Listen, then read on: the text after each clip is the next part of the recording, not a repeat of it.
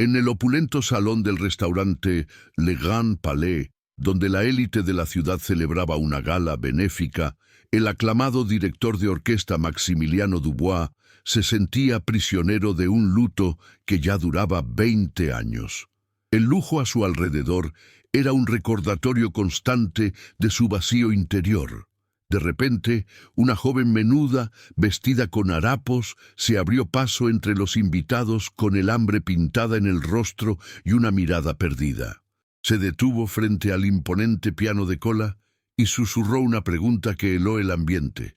¿Puedo tocar a cambio de comida? Las risas crueles resonaron, pero Maximiliano, a punto de ordenar que la expulsaran, se quedó paralizado. Sus dedos tocaron el piano y una melodía incompleta, secreta y dolorosamente familiar inundó el silencio. Era la canción que Isabella Valenti, el amor de su vida, componía para él justo antes de morir. ¿Qué harías si descubrieras que el amor de tu vida no te dejó solo un recuerdo, sino un secreto viviente que desafía a la misma muerte? ¿Cómo reaccionarías si una melodía que creías enterrada para siempre resucitara en las manos de una completa desconocida? Pero antes de revelar cómo esa melodía prohibida pudo destruir un imperio de mentiras, haz una pausa. Si tú también crees que el destino puede reescribir la más triste de las historias, toca el me gusta y suscríbete ahora mismo, porque lo que estás a punto de descubrir cambiará para siempre tu concepto de justicia y segundas oportunidades. Esta es una de esas historias que demuestran que el pasado nunca se queda realmente atrás, y la verdad siempre encuentra su camino de regreso a casa. El mundo de Maximiliano se detuvo en seco. Cada nota que la joven tocaba era un puñal en su memoria, un eco perfecto del estilo de Isabella, con su misma pasión salvaje y su delicadeza inconfundible. ¿Quién era esa muchacha? ¿Cómo podía conocer una composición que nunca fue registrada, que vivió y murió en la intimidad de dos almas? Durante 20 años había vivido anclado a un pasado de dolor, convencido de que con Isabella se había ido todo rastro de su genialidad. Pero ahora, frente a él, una indigente con las manos sucias y el alma rota estaba resucitando no solo una melodía, sino la esencia misma de la mujer que amó. El conflicto se encendió en su interior, una batalla entre la lógica que gritaba «imposible» y un corazón que por primera vez en 2 décadas sentía la llama de una esperanza devastadora. Maximiliano, ignorando los murmullos escandalizados de la élite, guió a la frágil joven fuera del restaurante y la llevó a su mansión, un palacio de mármol y silencio que contrastaba brutalmente con los harapos de ella. Dentro de su corazón, una guerra se desataba. La razón le gritaba que era una coincidencia cruel, una estafadora con un talento inusual. Pero cada gesto de la muchacha, la forma en que inclinaba la cabeza al escuchar el viento, era un eco doloroso de Isabella. Le ordenó a su leal mayordomo, Ricardo, que la atendiera, que le diera ropa limpia y comida caliente. Mientras Luna Sol, como decidió llamarla, tocaba con dedos temblorosos una manta de cachemira, una sensación de seguridad que no recordaba la invadió, un calor que su alma anhelaba desesperadamente, sin saber por qué. Mientras tanto, en su lujoso penthouse al otro lado de la ciudad, Beatriz Montero recibió una llamada que le heló la sangre. Un informante en la gala le describió la escena, una indigente tocando la melodía inacabada de Isabella. El pánico, frío y afilado, se apoderó de ella. Durante 20 años había construido un imperio sobre la tumba de su hermana, administrando la Fundación Valenti con una máscara de benevolencia que ocultaba su avaricia. La posibilidad de que aquella niña, a quien creía muerta, hubiera sobrevivido, era una amenaza existencial. Con manos temblorosas, pero una mente calculadora, comenzó a mover sus hilos, contactando a periodistas sin escrúpulos para sembrar la primera semilla del veneno. La historia de una joven oportunista que se aprovechaba de la pena de un viejo millonario. Al día siguiente, Maximiliano llevó a Lunasol al corazón de la mansión, el estudio de música de Isabella, un santuario que había permanecido cerrado por 2 décadas.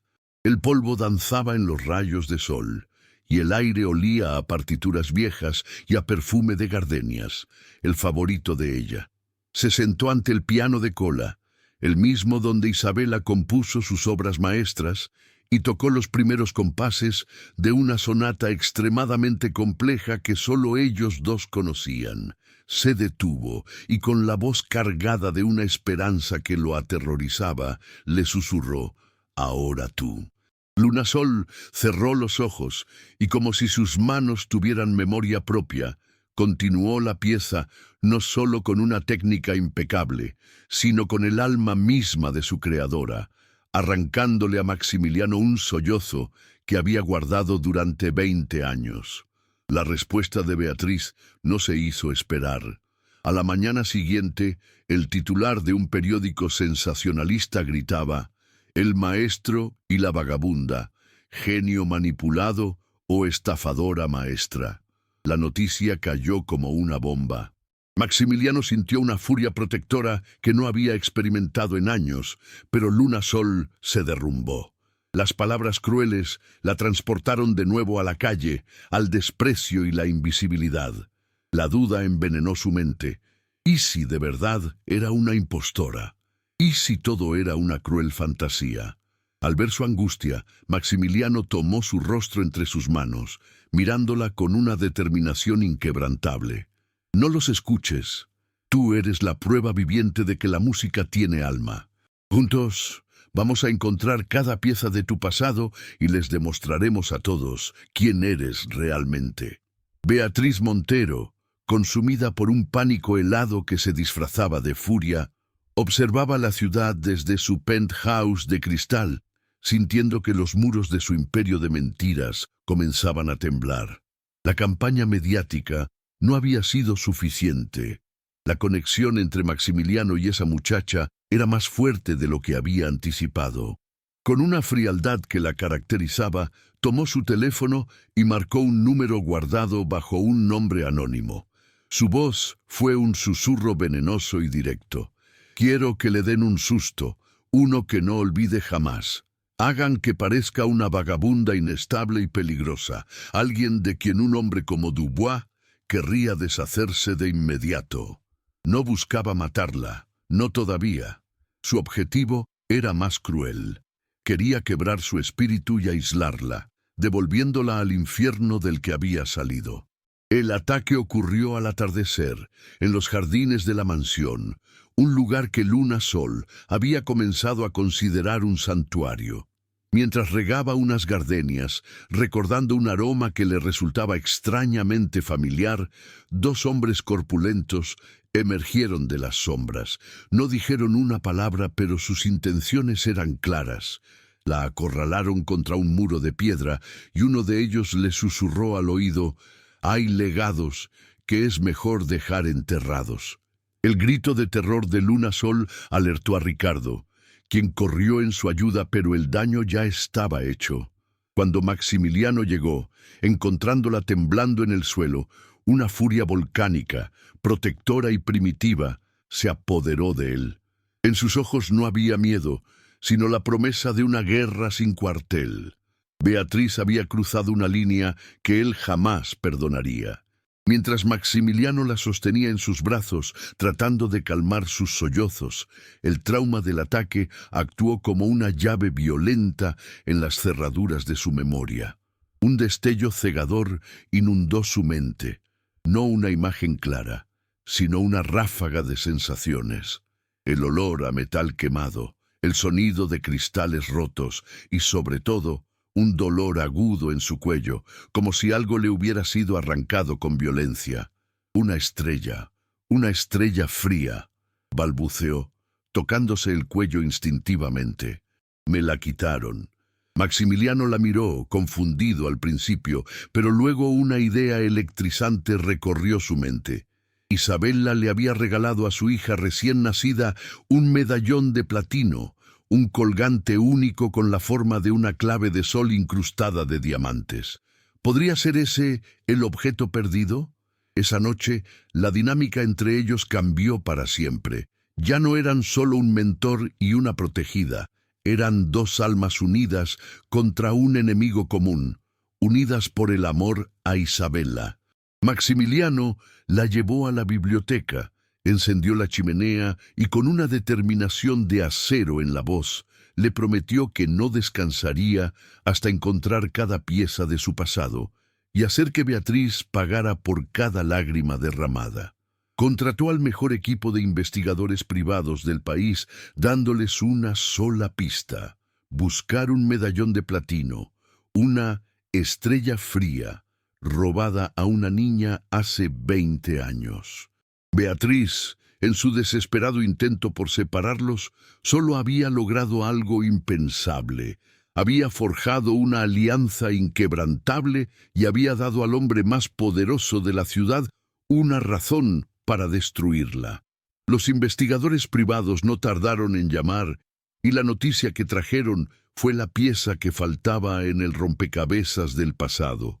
El medallón, la estrella fría, había sido localizado, no en una casa de empeños cualquiera, sino en los registros de una prestigiosa joyería de Ginebra. Había sido vendido por una suma exorbitante apenas 3 meses después del supuesto accidente de Isabela y su hija.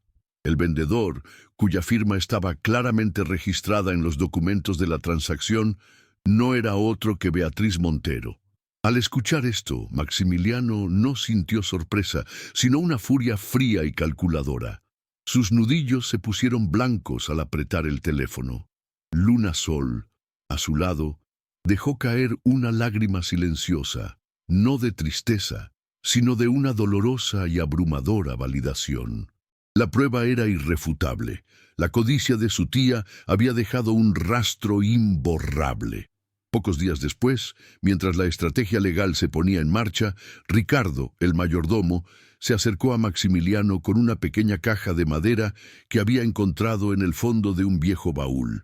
Dentro, un paquete de cartas atadas con una cinta de seda contenía la caligrafía elegante de Isabela. Eran cartas que nunca llegó a enviar, dirigidas a una amiga de la infancia. En una de ellas describía con un amor desbordante a su hija recién nacida, mencionando un detalle íntimo y único. Tiene la marca de nacimiento más curiosa, justo en el hombro derecho. Es una pequeña clave de sol, perfecta y delicada, como si la música misma la hubiera marcado como suya al nacer. Con el corazón en un puño, Maximiliano llamó a Luna Sol, y con una voz temblorosa le preguntó. Ella asintió, y apartando el cuello de su blusa, le mostró la prueba viviente que sellaba su identidad para siempre. Sintiendo que el cerco se estrechaba, Beatriz Montero tomó una medida desesperada y arrogante. Se presentó sin anunciarse en la mansión Dubois, interceptando a Luna Sol en los jardines. Su sonrisa era una máscara de falsa preocupación, pero sus ojos eran 2 fragmentos de hielo. «Escucha, niña», siseó, abandonando toda pretensión. «Sé lo que estás intentando hacer. Te ofrezco una salida, una suma de dinero que ni en tus sueños más salvajes podrías imaginar. Una vida de lujos, lejos de aquí. Solo tienes que desaparecer y olvidar quién crees que eres». Pero la joven que tenía delante ya no era la muchacha asustada de la calle. Luna Sol la miró fijamente, con la fuerza de su madre ardiendo en sus ojos, y respondió con una calma que desarmó a Beatriz. «Usted no pudo comprar el alma de mi madre, y tampoco podrá comprar mi silencio». La confrontación directa con Beatriz fue la última señal que necesitaron. Esa misma tarde, Maximiliano anunció a la prensa el evento musical más esperado del año. Un gran concierto en el Teatro Nacional en memoria de Isabela Valenti, donde se estrenaría su obra póstuma e inacabada. La noticia corrió como la pólvora, y la invitación de honor, entregada en mano, llegó al penthouse de Beatriz. Era un desafío que no podía rechazar sin levantar sospechas. Maximiliano y Luna Sol pasaron los días siguientes preparando cada detalle, no solo musical, sino estratégico. El escenario no solo albergaría un piano, sino que se convertiría en un tribunal. La trampa estaba lista. El mundo entero sería testigo de la última sinfonía, una donde la justicia, y no la tragedia, escribiría el acorde final. La noche del concierto, el Teatro Nacional era un hervidero de expectación. En el palco de honor, Beatriz Montero sonreía con arrogancia, convencida de que presenciaría el humillante fracaso de una impostora. Pero cuando Luna Sol apareció en el escenario, envuelta en un sencillo vestido blanco que acentuaba su aura etérea, un silencio sepulcral se apoderó del lugar. Se sentó al piano y sus dedos, al principio temblorosos, encontraron las teclas. La melodía secreta de Isabela fluyó, llenando cada rincón con una nostalgia dolorosa. Maximiliano, desde la primera fila, contenía la respiración. Entonces ocurrió el milagro. Luna Sol no se detuvo donde la pieza original terminaba. Con los ojos cerrados, continuó, tejiendo un final tan magistral y conmovedor que parecía dictado por el espíritu de su propia madre. El público quedó paralizado. Beatriz, por primera vez, sintió una daga de hielo en el corazón. Al terminar la última nota, un estruendo de aplausos sacudió el teatro. Pero Luna Sol se levantó y con una calma que desmentía la tormenta en su interior, se acercó al micrófono. Su voz, clara y firme, resonó en todo el recinto. Esa melodía no estaba incompleta, dijo, mirando directamente al palco de Beatriz. Mi madre me la cantaba para dormir y hoy la termino en su honor. Lentamente, se apartó la tela del hombro derecho, revelando bajo el foco de luz una delicada marca de nacimiento con la forma de una clave de sol. Mi tía, Beatriz Montero, sabe que esta marca es real, como también sabe que hace 20 años, después de provocar el accidente que supuestamente nos mató, me arrancó un medallón del cuello y me abandonó en un orfanato, creyendo que el silencio enterraría para siempre su crimen. El murmullo del público se convirtió en un grito de asombro y horror. En ese preciso instante, antes de que Beatriz pudiera articular una sola palabra de negación, un hombre de mediana edad se puso de pie entre el público. Era su antiguo abogado, con el rostro carcomido por la culpa. «¡Es verdad!», gritó, levantando un maletín. «Todo es verdad. Durante años he guardado silencio por miedo, pero no puedo más. Aquí están los documentos que prueban el desvío de fondos de la herencia de Isabella Valenti y la declaración jurada de la enfermera que Beatriz sobornó para falsificar los certificados de defunción». Como si fuera una señal, las puertas del teatro se abrieron y varios agentes de policía avanzaron por el pasillo. La máscara de Beatriz se hizo añicos, su rostro se contrajo en una mueca de odio puro mientras los oficiales la rodeaban, leyéndole sus derechos ante el destello de cientos de cámaras. Mientras Beatriz era escoltada fuera del teatro, gritando amenazas vacías que se perdían en el tumulto, Maximiliano subió corriendo al escenario. No hubo necesidad de palabras. Envolvió a Luna Sol en un abrazo que contenía 20 años de dolor, de espera y de amor redescubierto.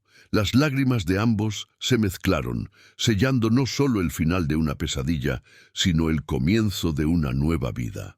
El público puesto de pie no aplaudía ya por la música, sino por el triunfo de la justicia, por la fuerza de una joven que había recuperado su nombre y por el amor de un hombre que había encontrado en la hija de su amada la razón para volver a vivir. Aquella noche, la música no solo había llenado un teatro, sino que había sanado 2 almas y reescrito un destino que parecía sellado por la tragedia. El juicio de Beatriz Montero fue un espectáculo mediático que paralizó a la ciudad. Las pruebas en su contra eran tan abrumadoras que su caída fue tan rápida como estrepitosa. Condenada por intento de asesinato, fraude y malversación de fondos, recibió una sentencia que la encerraría de por vida, despojándola de cada centavo mal habido y borrando su nombre de la alta sociedad que tanto anhelaba dominar. Su imperio, construido sobre la envidia y la mentira, se desmoronó hasta convertirse en cenizas, y su nombre pasó a ser un sinónimo de traición. La justicia, aunque tardía, fue implacable, y la imagen de su rostro derrotado en los tribunales se convirtió en el símbolo de que ninguna oscuridad puede ocultar la verdad para siempre, especialmente cuando la música es la que la saca a la luz. En los meses que siguieron, la mansión Dubois dejó de ser un mausoleo de tristeza para convertirse en un verdadero hogar. Maximiliano, con el corazón rebosante de un amor que creía perdido, inició los trámites para adoptar legalmente a Luna Sol, dándole no solo su apellido, sino el ancla de una familia que le fue arrancada. Juntos se sumergieron en el legado de Isabela, no con dolor, sino con una alegría reverente. Cada partitura, cada fotografía, se convirtió en un tesoro compartido. Luna Sol, ahora Luna Sol, Valenti Dubois, encontró en Maximiliano al padre que nunca tuvo, y él vio en ella la continuación de la melodía más hermosa de su vida. El silencio de la casa fue reemplazado por risas, conversaciones nocturnas y el sonido constante del piano, que ya no tocaba canciones de luto, sino himnos de un nuevo comienzo. 5 años después, el mundo conocía a Luna Sol Valenti Dubois no como la joven que surgió de la tragedia, sino como una de las pianistas más virtuosas de su generación. Desde el Carnegie Hall hasta la Ópera de Viena, sus conciertos agotaban las entradas, y en la primera fila, siempre, estaba Maximiliano, observándola con un orgullo que le llenaba los ojos de lágrimas. Juntos, habían refundado la Fundación Valenti, transformándola en un faro de esperanza que otorgaba becas a jóvenes músicos sin recursos, asegurando que ningún talento se apagara por falta de oportunidades. Convirtieron el dolor en un propósito, la codicia en generosidad, y honraron la memoria de Isabela de la única manera que ella hubiera querido, creando más música y más belleza en el mundo. Una tarde de verano, en los jardines de la mansión ahora llenos de vida, Luna Sol se sentó al piano de su madre. No había público, solo Maximiliano y su esposo, un joven violinista que la miraba con la misma devoción que su padre. No tocó una pieza de Isabela, sino una composición propia, una sonata serena y poderosa que hablaba de gratitud, de segundas oportunidades y de un amor inquebrantable. Mientras la melodía flotaba en el aire, mezclándose con el aroma de las gardenias, Maximiliano cerró los ojos. La pesadilla había terminado. La sinfonía de sus vidas, interrumpida por la tragedia, finalmente había encontrado su acorde final. Uno de paz, felicidad y una familia unida por los lazos invisibles pero indestructibles de la música y el corazón.